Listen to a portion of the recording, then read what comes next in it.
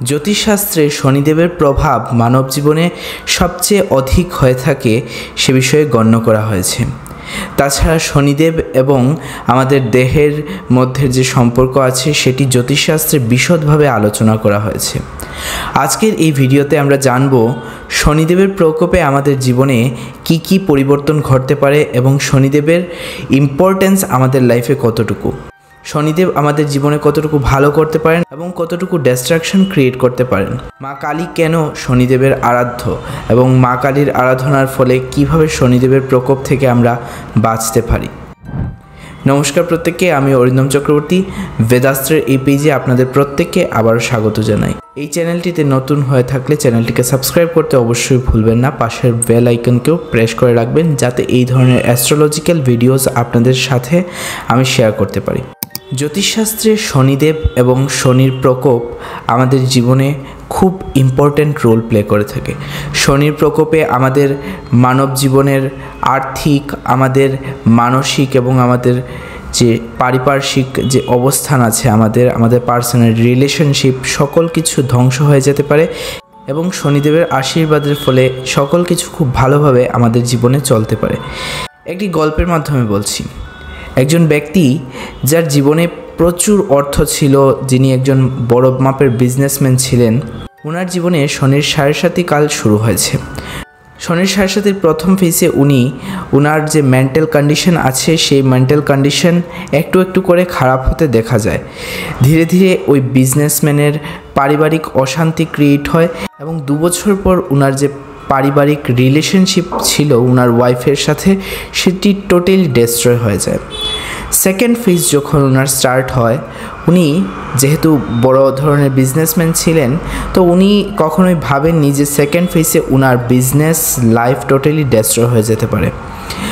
উনি actually CPM ক্যাডার্সের ছিলেন, তো সিপিএমের সাপোর্টার্স ছিলেন ওয়েস্ট বেঙ্গলের।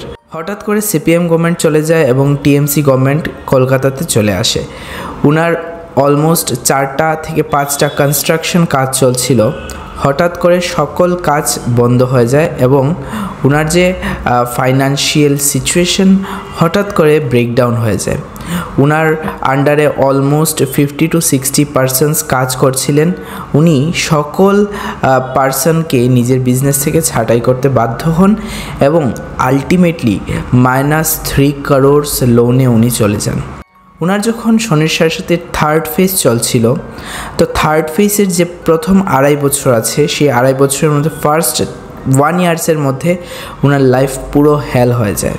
শনিদেবের এই কৃপা এবং ওনার প্রখর দৃষ্টি আমাদের জীবনকে উথাল পাথাল করে দিতে পারে। এই ভদ্রলোকের জীবনও ঠিক সেইভাবে উথাল পাথাল হয়ে যায় এই 7.5 বছরের মধ্যে। শনির সাড়ে কাল জ্যোতিষশাস্ত্রে খুব খারাপ একটি সময় মানা হয়েছে। তাছাড়া শনি গ্রহ আমাদের বডির বোন রিলেটেড প্ল্যানেটস। যখন শনির সাড়ে কাল চলে তখন একটি জাতক বা জাতিকার অ্যাক্সিডেন্টাল যোগ পর্যন্ত থেকে থাকে। শনিদেব এবং আমাদের মা দক্ষিণা কালীর মধ্যে একটি গভীর সম্পর্ক আছে। সেজন্য শনিদেবের অধিষ্ঠাত্রী হিসেবে দক্ষিণা কালীকে আমরা গণ্য করে থাকি জ্যোতিষশাস্ত্রে। পৌরাণিক মত অনুযায়ী একবার শনিদেবকে অসুরেরা বন্দি করে রাখে। তখন অসুরের হাত থেকে বাঁচতে গিয়ে শনিদেব মা কালীর আরাধনা করেন এবং তখন মা কালী শনিদেবকে সেই বন্দি থেকে উদ্ধার করেন। শনিদেবকে উদ্ধার করার পর থেকে শনিদেব মা কালীকে নিজের গুরু এবং নিজের আরাধ্য হিসেবে গণ্য করতে শুরু করেন। তারপর থেকেই আমরা জ্যোতিষশাস্ত্রে শনিদেবের অধিষ্ঠাত্রী হিসেবে আমরা মা কালীকে আরাধনা করে থাকি। শনির সাড়ে এবং শনির ইম্প্যাক্ট যাদের লাইফে প্রচণ্ড হচ্ছে, আমরা প্রত্যেকেই মা কালীর আরাধনা করতে পারি এবং আমাদের লাইফের অবস্ট্রাকশনস থেকে বেরিয়ে আসতে সাহায্য পেতে পারি। শনিদেবকে তুষ্ট করতে হলে যদি আমরা মা কালীকে আরাধনা করি, শনিদেবের যে প্রকোপ আছে, যে 7.5 বছরের যে প্রকোপ আমাদের জীবনে আরম্ভ হয়, সেই 7.5 বছরের প্রকোপ থেকে আমরা ইজিলি বেরিয়ে আসতে পারি। শনির সাড়ে কাল এমনই একটি ভয়ঙ্কর সময়, যে সময়ে হাত থেকে ভগবান শিব পর্যন্ত বাঁচতে পারেননি। শনির সাড়ে কাল থেকে আমাদের পবনপুত্র হনুমান পর্যন্ত বাঁচতে পারেননি। সেজন্য মানুষের বেলায় সেটি আরও কঠিন হয়ে দাঁড়ায়।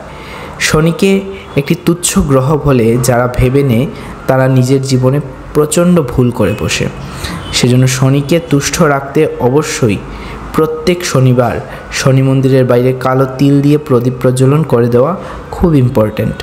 যদি জন্মছকে শনি গ্রহের অবস্থান নিচস্থ থাকে তখন আমাদের জীবনে ক্লারিটি আসে না, আমাদের ভিশন ইমপ্রপার হয়, আমাদের মেন্টাল সিচুয়েশন ফ্লাকচুয়েট করতে থাকে এবং আমরা কোনো ধরনের ডিসিশনে প্রপার পয়েন্টে আসতে পারি না। শনিদেবের অবস্থান যখন আমাদের জন্মছকে নিচস্থ থাকে তখন আমাদের লাইফে আমরা অনেক বেশি কুসঙ্গের হাতে পড়ি। তোমাদের হরোস্কোপে যদি মেষ রাশিতে শনিদেবের অবস্থান থাকে সে বিষয়ে অবশ্যই প্রতিকার এবং কনশাস হয়ে নিজেদের লাইফ স্পেন্ড করবে। এই ভিডিওটি থেকে যদি কোনো প্রপার গাইডলাইন্স তোমরা তোমাদের জীবনে পেয়ে থাকো অবশ্যই ভিডিওটিকে শেয়ার করতে ভুলবে না। আর অবশ্যই কমেন্ট বক্সে জানিও নেক্সটে কোন টপিক্সের উপরে তোমরা ভিডিও দেখতে চাও। ধন্যবাদ।